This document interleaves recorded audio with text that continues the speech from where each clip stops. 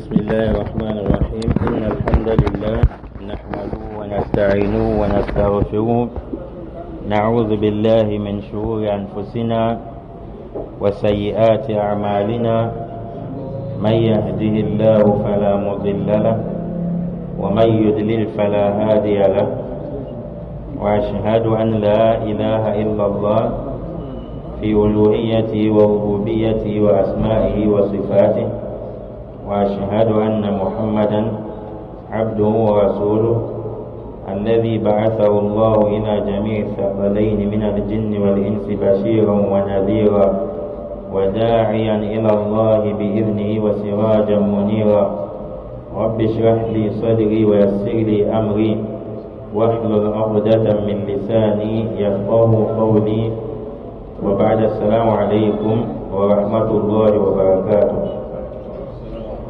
Nous louangeons Allah Azza wa Jal, Allah qui mérite d'être loué. Nous le louangeons jusqu'à ce qu'il agrée, lorsqu'il a agréé et après son agrément, témoignant que nul ne mérite d'être adoré en dehors d'Allah et que Muhammad alayhi salatu wa salam est l'envoyé d'Allah vers les deux charges, les êtres humains et les djinns, en tant qu'avertisseur et annonciateur de la bonne nouvelle, qui appelle vers Allah Azza wa Jal, dont celui qui suit ce prophète sera guidé, et celui qui désobéit au prophète sera brûlé dans les flammes de l'enfer. Nous prions qu'Allah Azza wa Jal fasse parmi les gens du paradis.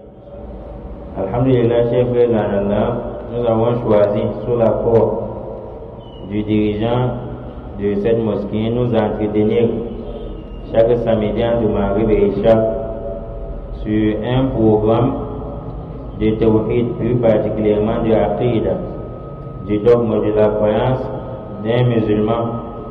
Nous tous nous savons que le prophète alayhi salatu wa salam, il a commencé la da'wa par la ilaha illallah, le tawhid, la aqida. Lorsqu'on commence la da'wa par la aqida, le tawhid, les gens seront guidés, Inch'Allah. Le prophète, lorsqu'il a retrouvé les gens à Makkah, il n'a pas commencé la da'wa sur la prière, ni le jeûne, ni le hajj, ni l'histoire des prophètes, l'histoire des compagnons, ni les sadaqas, ni les parents. Le prophète a commencé la da'wa par le tawhid. Quand tu veux prier, jeûner, aller à la Mecque faire le tawaf, lorsque ton tawhid est nul, sache que le reste ne sert à rien.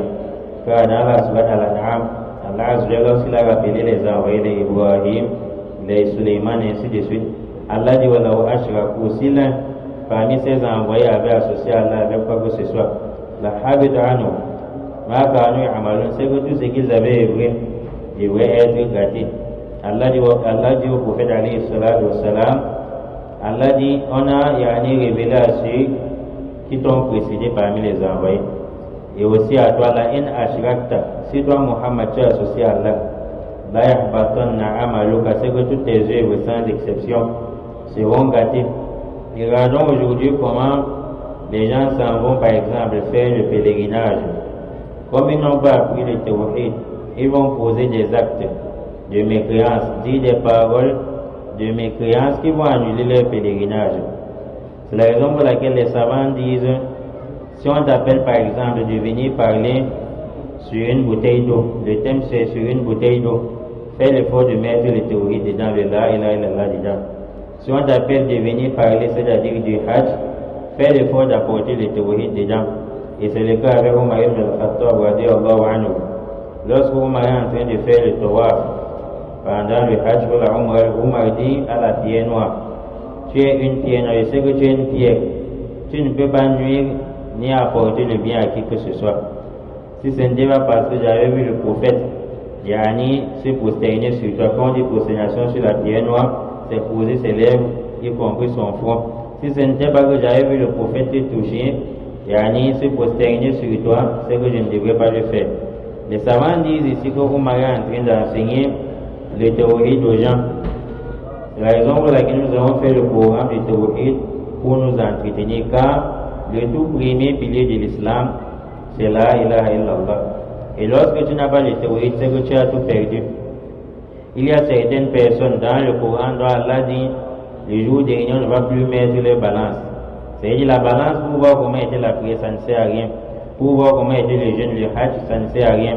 Dans la page 304 de la sourate Al-Kahf, à partir du verset 103, Allah dit qul hal nunabbi'ukum bil akhsarina a'mala. Dis-le au Muhammad, pourrais-je vous indiquer les al-akhsarina a'mala, les plus perdants dans leurs œuvres? Allah n'a seulement pas dit les perdants, akhsarin, le superlatif, les plus perdants dans leurs œuvres, alladhina dhalla sa'yuhum fil hayati dunya. Ce sont des gens dont ils ont prié, ils ont veillé le qiyam al-layl, ils se sont levés à minuit, de minuit 1 heure jusqu'à 4 heures pour le qiyam al-layl. Ils ont coupé le sommeil pour jeûner, ils se sont efforcés pour effectuer des prières, leurs pieds ont gonflé, leurs yeux, ils ont le sommeil, ça se présente sur leurs yeux. Dhalla sa'yuhum fil hayati dunya. Toutes leurs œuvres se sont gâtées, se sont égarées dans ce bas monde. Mais ce qui fait plus mal, c'est quoi? Allah dit wa hum yahsabuna annahum yuhsinuna sun'a. Mais d'après eux, ils se disent qu'ils sont en train de bien œuvrer. Mais auprès d'Allah, ils sont en train de bien œuvrer. C'est un peu comme un élève qui est à l'école.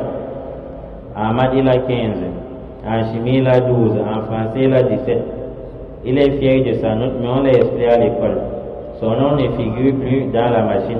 Toutes ces notes ne vont servir à rien. Le combat du prophète alayhi salatu wassalam a été La ilaha illallah. Le combat pour le tawhid. Et Allah a surnommé ce La ilaha illallah dans la sourate Al-Fath à la fin Kalimat al-Taqwa. Allah dit wa alzamahum kalimat al-Taqwa. Allah a surnommé cela de Kalimat al-Taqwa, parole de la piété. On dit souvent Kalimat al-Shahada, parole à témoigner avant d'être musulman. Mais au lieu de dire Kalimat al-Shahada, Allah dit Kalimat al-Taqwa. Quand on dit La ilaha illallah, c'est Kalimat al-Taqwa, parole de la piété. On attribue le mot piété dessus. Ça veut dire qu'il n'y a aucune piété sans tawhid. Et il n'y a pas le tawhid, ou bien le tawhid n'est pas complet chez celui qui n'est pas pur.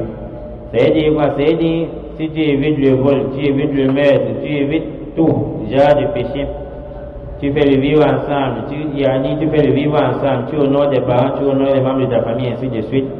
Et il n'y a pas le tawhid, c'est que tu n'es pas pur, c'est que tu n'es pas pur. Et si tu prétends aussi être quelqu'un de La ilaha illallah, la zina, la fornication, tu es déjà autre, c'est donc dire que tu n'as pas concrétisé ton tawhid. Il n'y a pas de piété sans tawhid, et le tawhid n'est pas complet sans piété. C'est la raison pour laquelle, mes chers frères en Allah, nous avons choisi un programme de Aqida qu'on va souvent s'entretenir dessus ce samedi. Celui qui est en train de vous adresser la parole, il s'appelle Ibrahim. Je ne me nomme pas Cheikh, je ne m'appelle pas Cheikh, je n'ai pas encore atteint ce degré. Mon nom c'est Ibrahim. Et le livre que je tiens en main, on dit Ma'adat al-Aqida, le cours de Aqida, de Saff al-Awwal pour le niveau al-Thanawi du secondaire. On dit Ta'alif Fariq min al-Asatizat al-Mukhtassin. Qui sont les auteurs de ce livre? Ce n'est pas une personne qui a écrit ce livre. On dit ceux qui ont écrit le livre, c'est Fariq min al-Asatizat al-Mukhtassin. C'est une partie, un groupe de savants qui ont pour domaine le tawhid, al-aqida. Donc c'est ça leur domaine. Ceux qui ont pour spécialité le tawhid, ce groupe de savants s'est réuni pour écrire ce livre. Et on dit, ce n'est pas une personne qui a écrit. Et nous savons, nous tous, lorsque un groupe de savants écrit un livre, ça veut dire qu'Inch'Allah, le cours que va contenir ce livre est un cours très capital. Naam. Et nous allons essayer de lire la première page. On dit Bi-Ishrafi Lajnati Da'wati fi Afriqiya, sous la supervision du comité de la Da'wa en Afrique. Les savants chargés de la Da'wa en Afrique, c'est sous leur supervision Bimamlakat al-Arabiyya de Saoudia, en Arabie Saoudite, dans le royaume de l'Arabie Saoudite. On dit Muraja'atun nukhbatin min al-ulama. Il y a un groupe de savants aussi vérifier ce livre. C'est-à-dire ce livre n'est pas tombé du ciel, du hasard. C'est un livre qui provient d'un groupe de savants qui ont écrit un livre dans la Aqida pour éduquer les enfants, y compris aussi yani les grandes personnes. On dit al-muqaddima, l'introduction. Inna alhamdulillah nahmadu wa nasta'in. Je vais préférer qu'on lise à partir de l'introduction les objectifs qu'on a apportés dans le livre pour qu'on soit préparé d'avance avant même d'entrer dans le livre.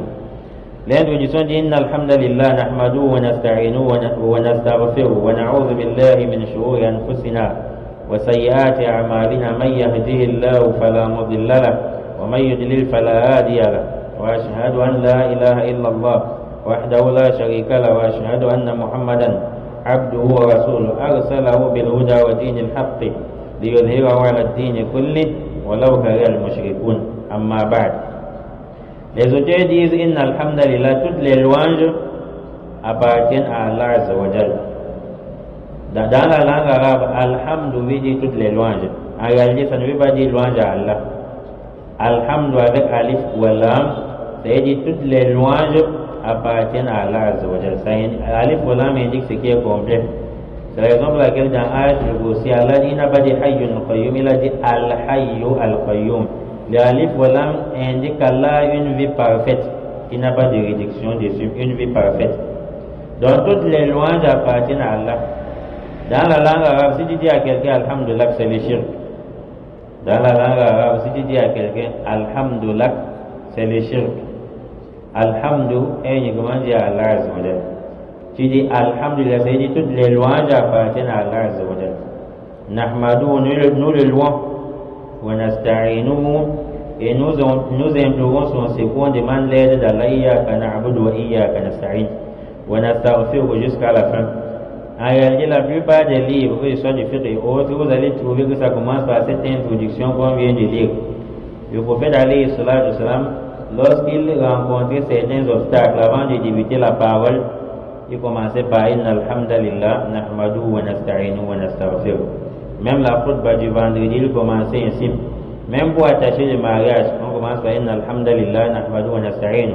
Il loue Allah Azza wa Jal, il prône Allah, il montre la grandeur d'Allah, il fait l'éloge d'Allah Azza wa Jal. Il dit wa nastaghfiruh, et nous demandons, nous implorons le pardon d'Allah Azza wa Jal. Le prophète, dont Allah a pardonné ses péchés, il dit wa nastaghfiruh. Il demande encore le pardon d'Allah.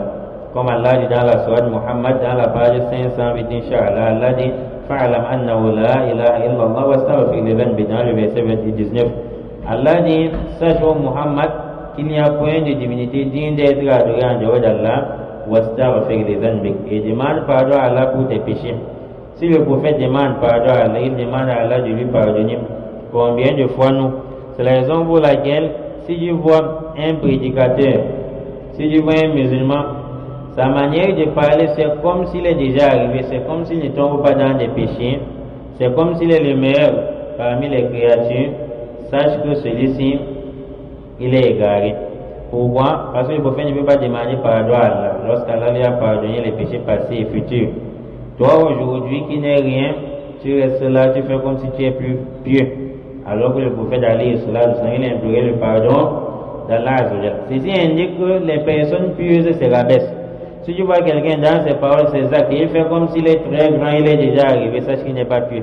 Même s'il il est l'imam central du monde. Parce que parmi les actes des pieux se rabaissent. Et parmi les signes du rabbin, il y a l'istighfar, demander pardon à Allah. Quand tu demandes pardon à Allah, ça veut dire que tu ne te vois pas autant, tu ne te vois pas prêt pour le paradis, tu crains l'enfer. Ça c'est le signe des pieux. Dans la sourate Az-Zariyat, Allah lorsqu'il fait l'éloge des pieux, il dit Kanu qalilan min al-layli ma yahja'un wa bil ashari hum yastaghfirun. Allah dit quand aux pieux dormaient très peu la nuit. Les pieux dorment très peu la nuit, wa bil ashari hum yastaghfirun. Et en matinée, hum yastaghfirun, ils implorent le pardon d'Allah Azza wa Jalla.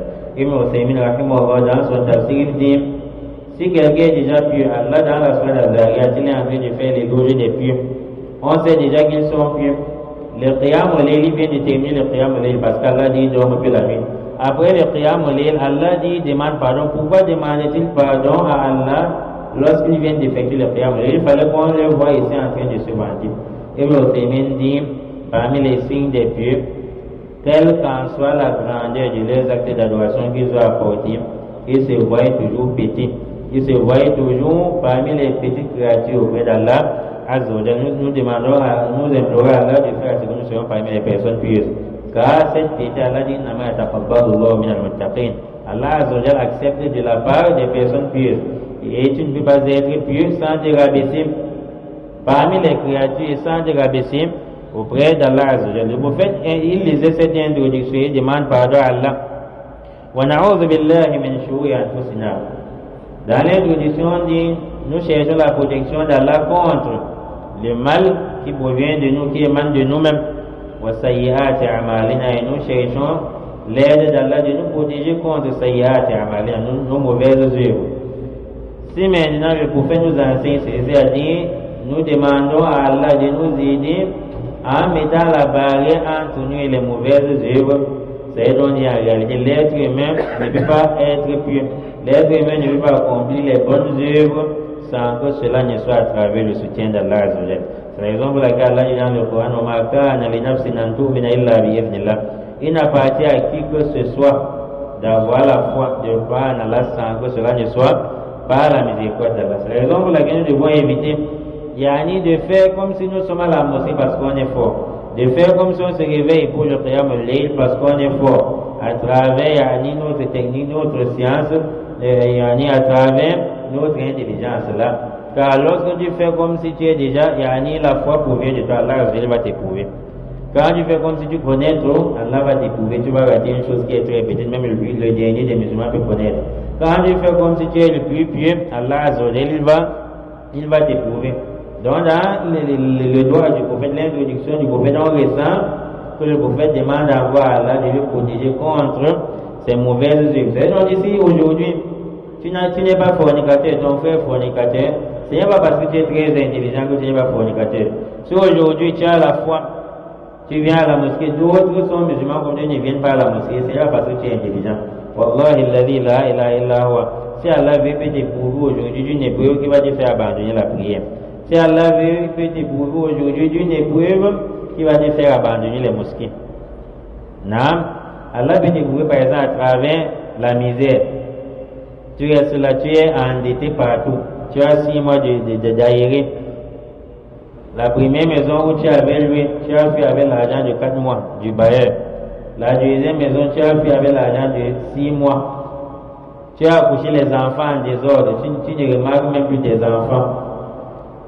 Partout quand tu passes, on te pointe. La police te cherche chaque jour. Si Allah te prouve ainsi, tu peux devenir frappeur. Tu commences à frapper l'argent des gens. Si Allah te prouve ainsi, tu invoques les problèmes viennent de passer par là, tu peux abandonner la prière, tu peux lâcher. Donc c'est la raison pour laquelle nous ne voyons pas comme des super créatures pleurons auprès d'Allah. C'est la raison pour laquelle vous allez voir, le prophète a enseigné à son petit-fils Hassan ibn Ali. Hassan, le fils de Ali, qui est en même temps le fils de Fatima, le prophète lui a enseigné une invocation de réciter dans le Qunut. اللهم اهدني فيمن هديت وعافني فيمن عافيت وتولني فيمن توليت وبارك لي فيما أعطيت jusqu'à la fin. Il dit, le prophète lui dit, il faut réciter ceci dans le Qunut du vitre. Oh Allah, ihdini fiman hadayt. Allah, guide-moi et fais à ce que je sois parmi les gens que tu as guidés. Et méditez bien, il y a une sourate qu'on lit dans toutes les rakats par jour. La sourate Al-Fatiha. Le premier doigt là-bas, c'est quoi? Ihdina as-sirat al-mustaqim. Guide-nous vers le droit chemin. Donc chaque jour tu demandes la droiture. On enseigne encore un compagnon de dire Allah guide-moi et fais à ce que je sois parmi les personnes guidées. C'est donc la droiture sur laquelle tu te trouves aujourd'hui. Tu n'es pas sûr que tu vas mourir dedans.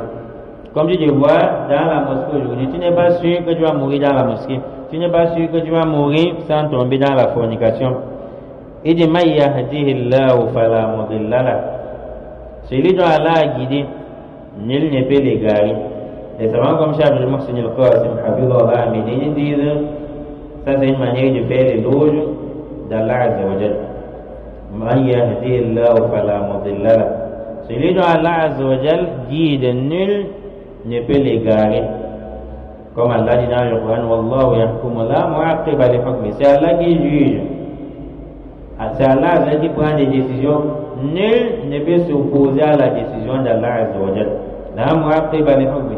C'est donc ici Allah décide que celui-ci serait égaré, nul ne peut s'opposer. Et cette parole est vraie. Combien de personnes nous leur avons fait la dawa chaque jour, mais ils ne comprennent pas. Regardez d'abord sur le prophète alayhi salatu wassalam. Abu Lahab était mécréant. Au moment où il vit, Allah dit tabbat yada abi lahab wa tab. Ça c'est qu'il disent sayasla naran zata lahab. Abu Lahab il va en enfer. Donc on le met en enfer, il est encore vivant. Les savants disent ça indique que le prophète est en réalité l'envoyé d'Allah. Parce que si Abu Lahab, à la fin de sa vie, croyant en Allah, le Coran devrait être une parole fausse. Allah l'a mis en enfer, vit encore, sachant qu'il ne va pas faire tauba. Man yahdihillahu fala mudilla lahu. Celui dont Allah a guidé, nul ne peut l'égarer, ainsi le contraire. Celui dont Allah a égaré, nul ne peut les guider. Comme le cas d'Abu Lahab. Est-ce que le prophète a pu guider Abu Lahab? Non. Abu Talib, qui est l'un des oncles du prophète, le prophète a fait l'effort qu'il dise là, il est là, et à la fin de sa vie. Malgré qu'il soit parmi les gens qui ont soutenu le prophète, mais il n'a pas dit là, il est mort dans la mégrance. Même le prophète ne peut pas guider quelqu'un. C'est donc on dit le guide, c'est Allah. C'est Allah qui guide, c'est lui qu'il veut, et celui dont Allah est gagné, il ne peut les guider. Ici, les gens ont souvent des compréhensions erronées. Les gens pensent que la cause de l'égarement, ça provient d'Allah. Car Allah dit celui dont Allah est gagné, il ne peut les guider. Ils pensent que c'est Allah la cause, non. Dans le Coran, Allah nous a demandé que ce n'est pas lui la cause. Allah dit qu'il apporte un exemple. Allah dit qu'il apporte un exemple dans le Coran, que ce soit sur le moustique, que ce soit sur une mouche. Allah dit les gars, plusieurs personnes à travers cet exemple et il guide plusieurs. Allah dit mais Allah n'a égaré que des pervers. C'est donc avant de t'égarer, c'est toi la cause. Allah n'égare que des pervers. C'est donc c'est toi qui as débuté avec la perversité. Allah Azzawajal, il t'a égaré. Donc c'est Allah qui guide, mais il guide à travers la justice. Et il égare aussi à travers la justice. Parce qu'Allah est le juste. Allah Azzawajal n'égare pas à travers l'injustice. Parce qu'il y a les gens qui interprètent souvent ce passage comme si les gens qu'Allah égaré à travers l'injustice. Parmi les noms d'Allah, il y a les noms qui indiquent qu'Allah Azzawajal est juste. Donc Allah égare celui qui est la cause de l'égarement. Allah t'aide dans cet égarement. Nous voulons qu'Allah ne nous égare pas. L'égarement, c'est une mauvaise chose. Quand Allah égare quelqu'un, tu lis même le Coran, tu dis le Coran, c'est que vous voyez. Le bien est dedans, le mauvais est dedans. Quand il part travailler avec les charlatans, il découvre que ça provient du Coran. Après, il dit un verset dans la soirée c'est un verset du charme.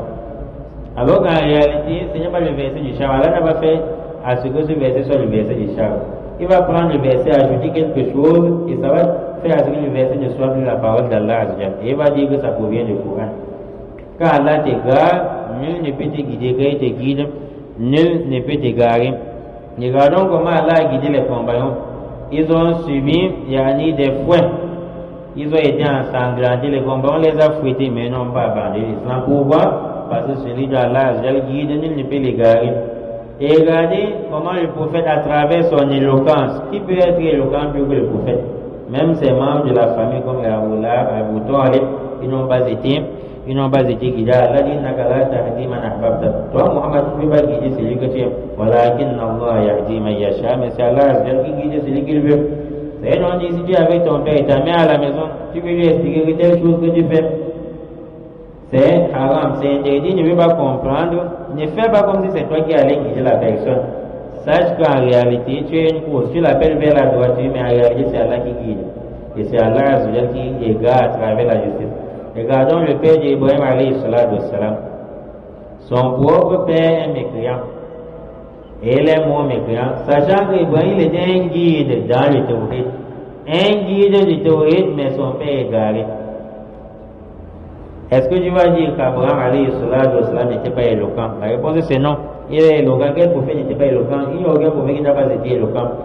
Regardez par exemple, il y a un autre. Alayhi salatu wassalam, même sa femme était mécréante. Sa femme était mécréante. Donc c'est Allah qui guide. C'est la raison pour laquelle, comme c'est Allah qui guide chaque jour dans la Fatiha, tu dis Ihdina, c'est à Allah que tu t'adresses. Allah comme c'est toi qui guide-nous vers le droit chemin.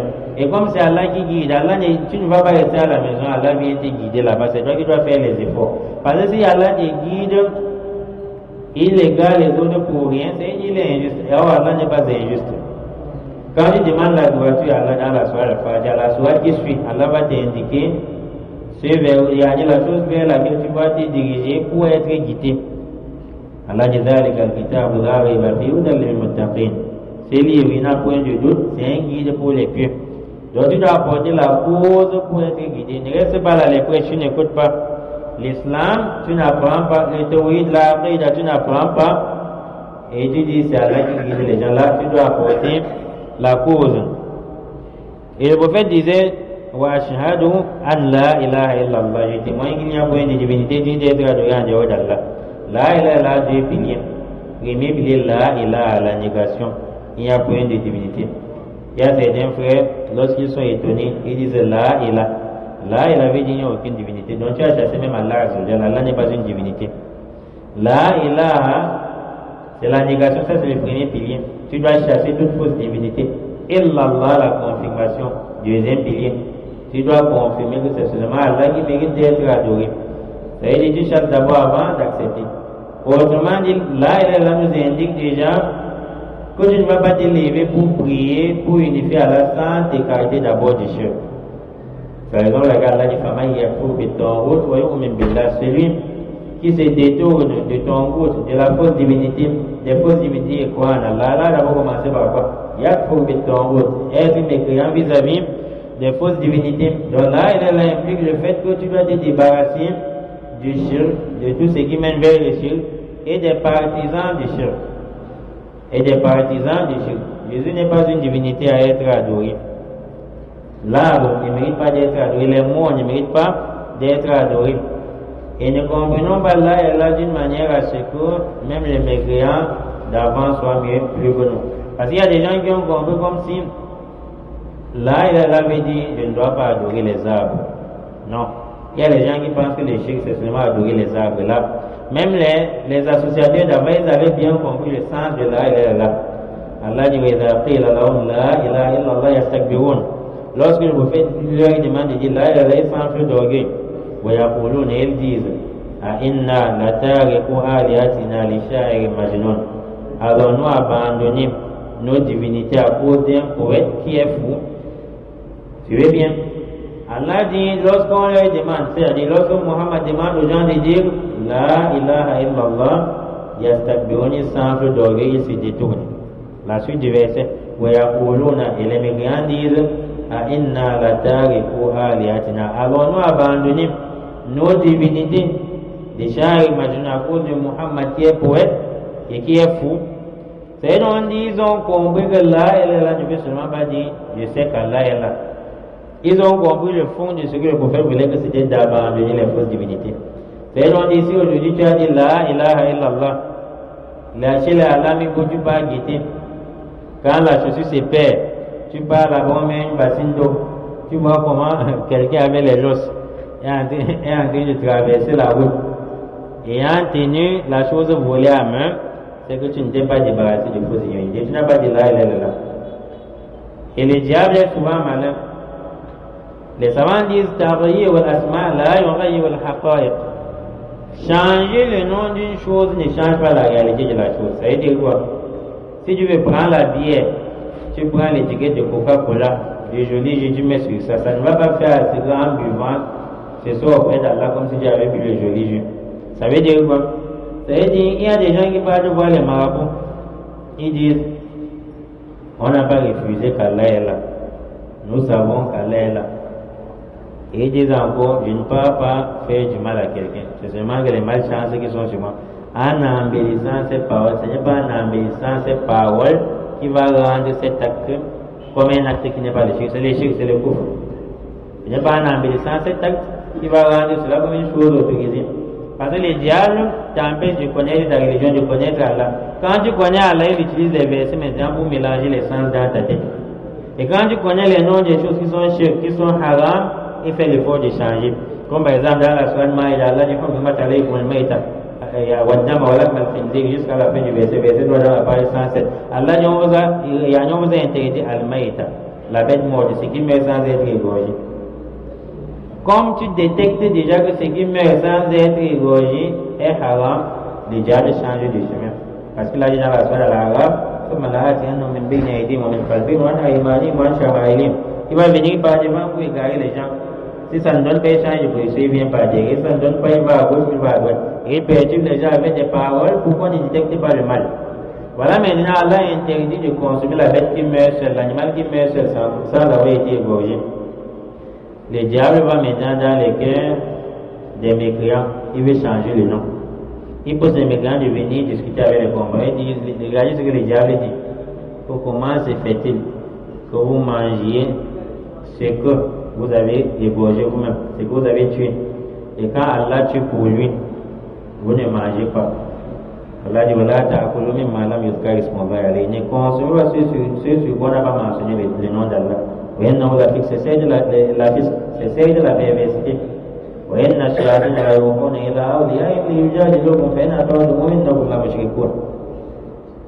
diable s'en va maintenant dans les cas en disant pourquoi quand Allah tue, vous ne mangez pas. Et quand les hommes tuent, vous mangez. Le diable est en train de vouloir faire comme s'il applique tous les théories. Quand le diable dit ceci, c'est pour que les gens pensent maintenant que la bête qui meurt sans avoir été égorgée, c'est Allah qui a tué et qu'on aille manger. Vous voyez comment il change le nom des choses. En changeant comme cela, ça ne va pas changer la réalité de la chose. Ça va demeurer haram. Allah dit, si vous obéissez maintenant au diable, Allah a interdit la bête qui meurt sans avoir été égorgée. Si tu vas maintenant manger sous la gorge, sous une autre parole qui n'est plus la parole d'Allah, croyant que c'est Allah qui est égorgé, Allah dit, c'est que vous êtes des associateurs. Allah n'a pas dit vous êtes des pécheurs, vous êtes des associateurs. Tu as obéi à une créature en désobéissant à Allah. Voilà comment le diable fait souvent. Wahdahu la sharika la. Ça c'est encore mettre la précision sur la ilaha illallah. Wahdahu, Allah est unique. Wahdahu provient de Wahid qui est un. Wahdahu, Allah est unique. La sharika la. Il n'a point d'associé. Que ce soit sur ses noms et attributs, dans sa seigneurie, et il n'a point d'associé dans l'adoration. Allah n'a point d'associé. La sharika la. C'est la raison pour laquelle les gens associent souvent Allah dans l'adoration, parfois dans les noms et attributs ou bien dans la seigneurie d'Allah. Comme ceux qui disent qu'on a freiné la pluie en bas, on ne dit pas le umbre. C'est-à-dire, quand il y a le mariage, comme c'est Allah qui administre toutes choses dans le bas monde, quand on voit l'aspect du climat, de l'atmosphère, on sent qu'il va peut-être pleuvoir. Il y a certains pratiques que les gens font pour freiner la pluie. Après, maintenant, quand la pluie ne tombe pas, on dit que Ganji ou bien l'âge, il a freiné la pluie. Ça, c'est les shirk dans le Rububiyya, associé à Allah dans sa seigneurie. Car nul ne peut repousser la décision d'Allah.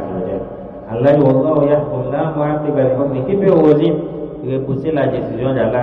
Personne. Donc, il dit, il y a quelqu'un qui freine la pluie, c'est que tu as associé Allah dans le Rububiyya, dans sa seigneurie. C'est qu'Allah fait, tu as dit que c'est un être humain qui fait. Et d'autres paroles que les gens disent que la vie, c'est que vous voyez, c'est entre les mains des gens. Ça, c'est le chef islamique, c'est entre les mains de qui? C'est entre les mains de qui? Allah dit, Walillahi mulku samawati wal ard, wallahu ala kulli shay'in qadir. Ça ne veut pas dire la royauté des cieux et de la terre appartient à Allah, non. Walillahi mulku samawati wal ard.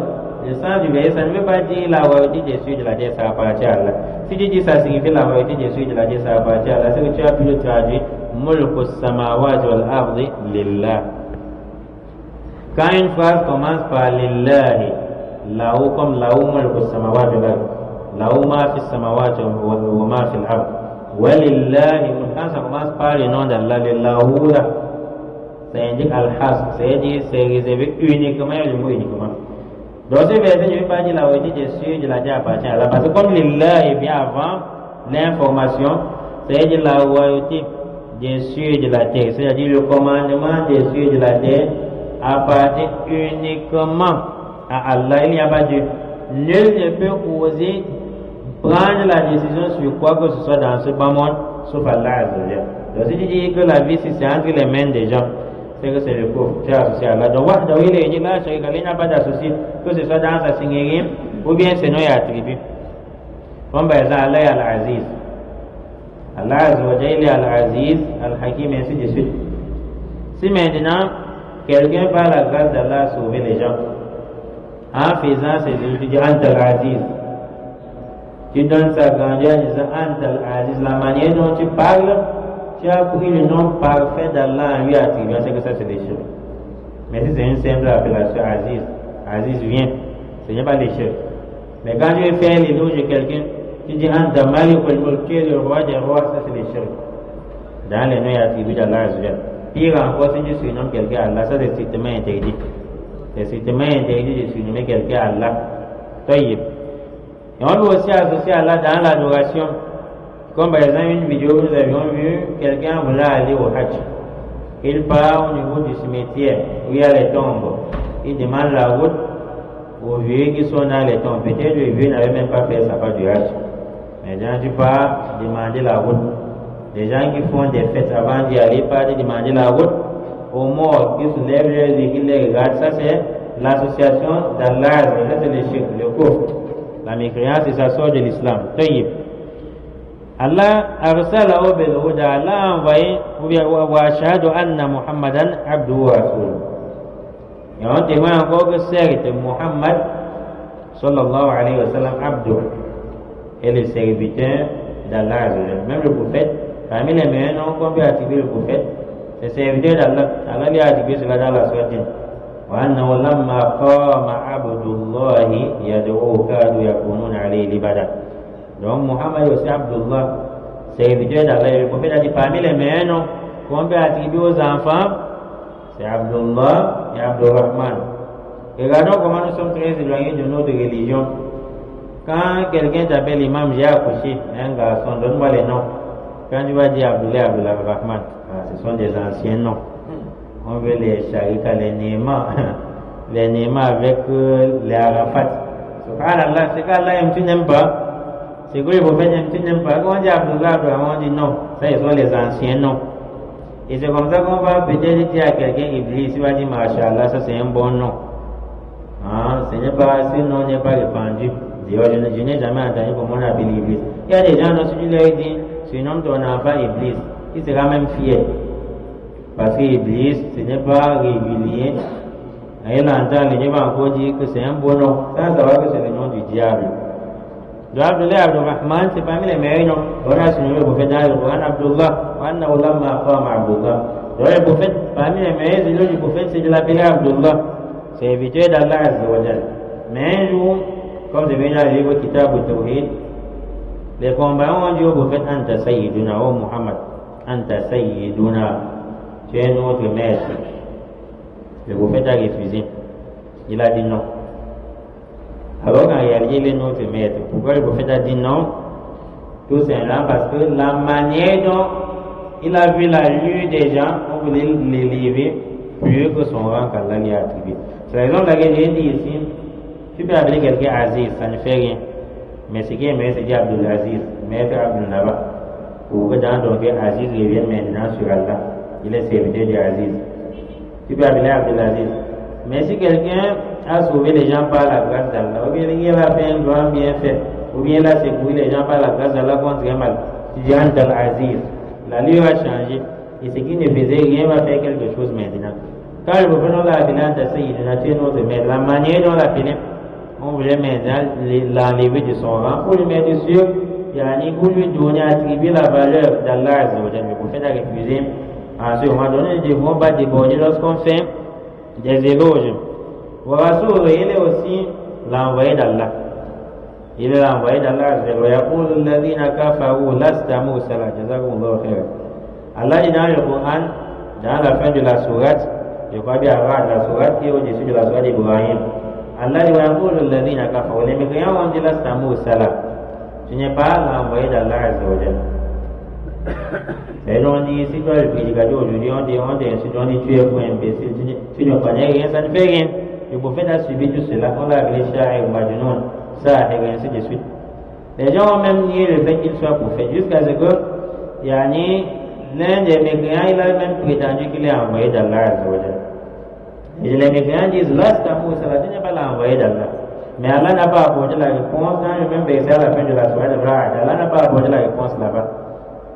Yasin wal Qur'an al-Hakim, innaka la min al-Mursalin, ala sirat al-mustaqim, Muhammadun Rasulullah. Allah a apporté la réponse très loin parce qu'il y a certaines personnes, quand ils apportent un sujet ou bien une parole, leur répondre maintenant, ça ne sert à rien pour passer à travers certaines étapes. Allah dit, innaka seri de toi, Muhammad, la min al-Mursalin. Et dit Muhammadun Rasulullah, Muhammad est l'envoyé d'Allah. Qu'est-ce qu'on va bénéficier ici? Les mécréants disent que Muhammad n'est pas l'envoyé d'Allah. Allah dit tu es mon envoyé.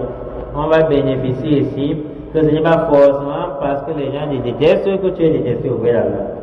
Ce n'est pas forcément parce que les gens t'ont réuni, ils malparlent de toi que tu as une mauvaise réputation auprès d'Allah. Allah dit vous allez mourir rendu auprès de celui qui connaît le caché et ce qui est divulgué. Et on dit, on peut mal parler de toi alors que tu es parmi les meilleures créatures d'Allah. Et ce n'est forcément pas parce que les gens ont fait des éloges que tu es agréé auprès d'Allah. Comme par exemple le cas de Pharaon. Quand on est venu combattre Moussa alayhi salatu wassalam, ils ont dit avant de commencer le combat, ils ont dit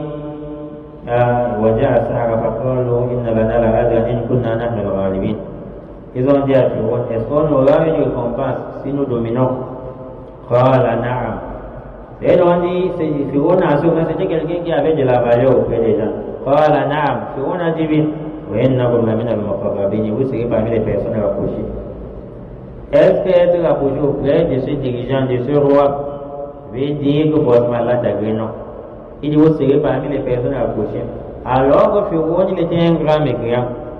Et on va aussi bénéficier de cela dans la soirée d'Azarias, Inch'Allah, page 522, où Allah Azzawajal, il prend l'exemple sur l'autre et Pharaon en bas. Quand on est allé pour détruire le peuple de l'autre, vous voyez à quelle heure? 45. Non, lorsqu'on est allé, les anges sont allés, ça c'est une parenthèse pour qu'on comprenne aussi d'une autre manière que ce n'est pas parce que tu as la popularité que tu es forcément agréé auprès d'Allah. Et ce n'est pas parce que tu as très peu de suivi que tu n'es pas agréé auprès d'Allah. Ils sont allés pour détruire le peuple de l'autre. Allah dit فَمَا وَجَدْنَا فِيهَا غَيْرَ بَيْتٍ مِّنَ الْمُسْلِمِينَ. Allah dit lorsque les anges sont arrivés pour détruire le peuple de l'autre, Allah dit nous n'avons trouvé aucune maison dans cette cité qui s'est soumise à Allah, غَيْرَ بَيْتٍ إِلَّا بَيْتًا وَاحِدًا, sauf une seule maison. Et regardez l'autre alayhi salatu wassalam, il a été envoyé à son peuple. C'est un peu comme on dit, on l'a envoyé ici au Cameroun. Au moment où on veut détruire les mécréants, Allah dit فَمَا وَجَدْنَا فِيهَا غَيْرَ بَيْتٍ مِّنَ الْمُسْلِمِينَ. Allah dit on n'a trouvé qu'une seule maison qui s'était soumise à Allah, c'était la maison de l'autre. Et maintenant dans sa maison c'était encore divisé, sa femme n'avait pas cru. D'autres savants disent que c'est seulement lui qui était croyant avec Dieu de ses enfants. Et c'était bon. Donc trois personnes ont cru. Toutes les années qu'il a passé à prêcher, c'est seulement sa maison qui a cru en Allah. Mais est-ce qu'on va dire que l'autre a une mauvaise réputation auprès d'Allah? Non. L'autre a seulement moins de 5 personnes qui l'ont suivi, mais elle est agréée auprès d'Allah. Suite à cela en bas, Allah dit wa fi Moussa idha arsalnahu ila Fir'aun. Allah dit il y a encore un signe dans l'histoire de Moïse lorsqu'Allah l'a envoyé vers Fir'aun. Fatawalla bi rukni. Fir'aun s'est détourné, il est content sur son pilier. Son pilier c'est quoi? Sa puissance, les gens qui sont derrière lui, l'autorité qu'il a. Donc directement après avoir parlé de l'autre, qui n'est pas suivi par beaucoup de gens, Allah parle de Pharaon qui avait beaucoup de gens derrière lui. Mais Pharaon, quelle a été sa fin? Allah l'a noyé. Donc ça veut dire c'est pas parce qu'on a la popularité qu'on est forcément agréé, comme le cas de Pharaon. C'est pas aussi parce qu'on n'a pas la popularité qu'on a une mauvaise réputation auprès d'Allah, comme le cas de l'autre. Et aujourd'hui, comme dans les réseaux sociaux, WhatsApp, Twitter, et les Facebook et TikTok, Masha'Allah, on est grand savant sur la bonne voie lorsqu'on a 1000 abonnés, 2000 abonnés, 1 million d'abonnés. Et lorsqu'on a seulement 300 abonnés, 200 abonnés, c'est comme ce n'est pas guidé ou on n'est pas sur la vérité. Là, Ça, c'est Shaitan qui fait ça. Il y a des gens qui parlent devant les musulmans. Ils font comme s'ils sont déjà arrivés parce qu'il prend son compte, il a beaucoup d'abonnés. Maintenant, si tu mets les prêches là-bas, à chaque fois tu vérifies pour voir combien de vues tu possèdes pour dire Masha'Allah, ça que tu as détruit tes œuvres. Il n'y a pas d'ikhlas. Ce n'est plus Allah que tu adores. C'est plus l'agrément d'Allah que tu cherches. Ce sont des vues que tu cherches. Quand tu ouvres, il y a déjà 200 abonnés qui se sont encore abonnés aujourd'hui. Masha'Allah. C'est-à-dire que ce n'est pas le visage d'Allah que tu cherches, c'est l'agrément des gens. Tu as encore détruit tes œuvres. Mais si tu es fier d'avoir beaucoup de vues, d'avoir beaucoup d'abonnés, content sur la récompense énorme que tu auras auprès d'Allah, alhamdulillah, c'est que ton intention est pure. Si l'objectif maintenant c'est chercher le nombre de vues, c'est-à-dire que tu n'as pas de la ilaha illallah. Donc ta da'wa que tu fais dans les réseaux sociaux, ce n'est pas illallah uniquement pour Allah Azza wa Jalla. C'est raison pour laquelle il faut faire très attention. Il y a des gens qui viennent maintenant pour chercher de l'argent et ils perdent l'ikhlas. Pour voir que la plupart des prédicateurs, ils ont perdu l'ikhlas, la sincérité. C'est dans la mesure où, parfois même les prêches, on envoie plus dans les groupes WhatsApp. On envoie dans YouTube. Et ton intention, c'est que qu'ils partent là-bas, qu'ils vont courir vers ta page YouTube, TikTok. Ils vont s'abonner. Ils doivent s'abonner. Tu leur donnes de la peine, tu n'envoies plus dans WhatsApp pour leur donner la peine d'aller chercher. Ça que tu as gâté tes yeux. Tu n'as pas dit là, il bien dans ton là, il y a une diminution. Mais si tu envoies là-bas le cours dans le YouTube, TikTok et ainsi de suite, et tu vas envoyer encore dans le groupe WhatsApp, ton intention d'envoyer là-bas, ce n'est pas pour surcharger les gens. Tu as d'abord facilité la tâche en envoyant dans le groupe WhatsApp. Tu envoies là-bas pour conserver les cours. Pour qu'alors même après 100 ans, les gens bénéficient de cela et tu as la récompense auprès d'Allah, alhamdulillah. C'est que tu es encore sur là, et tu as la sincérité. Non. On a envoyé le prophète Arsalahu bil huda. Allah l'a envoyé bil huda avec la droiture. Donc, tant pis pour toi, si tu ne suis pas le prophète alayhi salatu wassalam. Allah l'a envoyé avec la droiture. Et il n'y a aucune innovation qu'on va apporter, d'une bonne innovation. Que bid'atun hasana. Toute la droiture du prophète a apporté.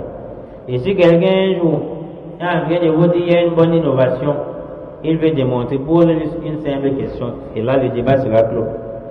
Dis-lui, lorsque je suis en train de prier par exemple Zohr, si je me rends compte que j'ai effectué la 5 heures, je suis en train de faire le tashahhud, dis-lui, qu'est-ce que je vais faire? Je vais laisser, ou bien qu'est-ce qu'on va faire? Il n'y a point de doute que tout le monde va dire qu'on fera celui de sahwi. Tu lui dis celui de sahwi maintenant, c'est pourquoi? Il va te dire c'est pour rectifier l'erreur commise dans la prière, le fait d'ajouter une raka, une fatia, un ruku, 2 sujoud, le tashahhud. Tu lui dis bon, comme le sujoud de sahwi, c'est pour rectifier l'erreur dans la prière, une raka, une fatia que tu as rajouté, un subhan rabbiyal azim que tu as rajouté. Est-ce que la fatia que tu as rajoutée dans la 5e raka, c'est un mal? La réponse c'est non. C'est un bien, la fatia, c'est la parole de Allah, c'est un bien. Le recours de plus que tu as ajouté dans la prière, c'est un bien. Mais pourquoi alors tu retires ce bien? Pourquoi tu n'as pas laissé disant que c'est une bonne bida? Qu'il n'y a rien de mauvais là-bas. C'est là que vous allez comprendre que la religion d'Allah c'est la religion d'Allah. On a envoyé le prophète Mohammed avec la droiture. Et Allah dit Allah dit aujourd'hui j'ai parachevé, je vous ai parachevé la religion. Je vous ai comblé de mes bienfaits. Et sachez que la langue arabe joue dans l'état. Si on ne connaît pas la langue arabe, on va voir que le Coran est léger. Les savants disent le mot akmala. Allah est utilisé uniquement avec la religion. Et al-itmam, atmam tu alaykum ni'mati. Al-itmam il est utilisé avec d'autres bienfaits. Itmam, vous allez voir dans plusieurs versets coraniques. Mais quand Allah veut parler des bienfaits qu'il a comblé les gens avec, il n'utilise pas akmala. Le mot akmala, il est utilisé uniquement avec la religion. Akmala veut dire remplir quelque chose de manière à ce que cela ne pourrait plus être, on ne pourrait plus ajouter quelque chose bien après. Akmal al-Ikmal, c'est le fait d'accomplir quelque chose de manière à ce qu'il n'y ait même plus un vide pour ajouter quelque chose dessus. Et al-Itmam, quand on a accompli le bienfait en disant Itmam, C'est comblé de manière à ce qu'on puisse convivre après. Regardez par exemple dans le Coran, Allah parle de ses bienfaits sur les Banu Israël. Il dit je vous ai élevé au-dessus des gens. Mais les savants qui arrivent ici disent on les a élevés au-dessus des gens, sauf la communauté de Muhammad alayhi salam. C'est-à-dire à chaque fois qu'Allah a parlé de ses bienfaits sur eux en disant Itma, parlant de Itma, c'est un bienfait dont un autre grand bienfait vient après. Mais Akmala, il n'y a rien. Il n'y a pas de bonne bida. S'il y avait de bonnes bidas, de bonnes innovations en islam, que nous on n'a pas, c'est toujours le nom d'Allah qu'on rappelle, non? C'est qu'on ne devrait plus faire les jours de Sahabi. Inch'Allah, on va s'arrêter là. S'il y a quelques questions à vous poser, s'il n'y a pas, on s'arrête là. Wallahu a'la wa a'lam, subhanaka Allahumma wa bihamdik, ashhadu an la ilaha illa anta astaghfiruka wa atubu ilayk. Wa assalamu alaykum wa rahmatullahi wa barakatuh.